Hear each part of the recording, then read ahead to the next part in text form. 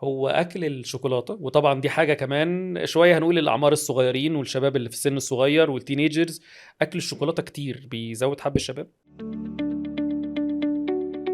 السكريات عامةً هي اللي بتبوظ البشرة، كويس؟ يعني السكريات بغض النظر كانت من شوكولاتة أو من غيره، إنما الكاكاو، مادة الكاكاو أو لو هاخد منها حتة صغيرة أو شوكولاتة مش هاكتر منها كتير، ده لأ ملوش أي علاقة بحب الشباب خالص خالص. إنما السكريات عامةً أيًا كان مصدرها هي اللي بتبوظ، فإذا الشوكولاتة لوحدها ما تبوظش.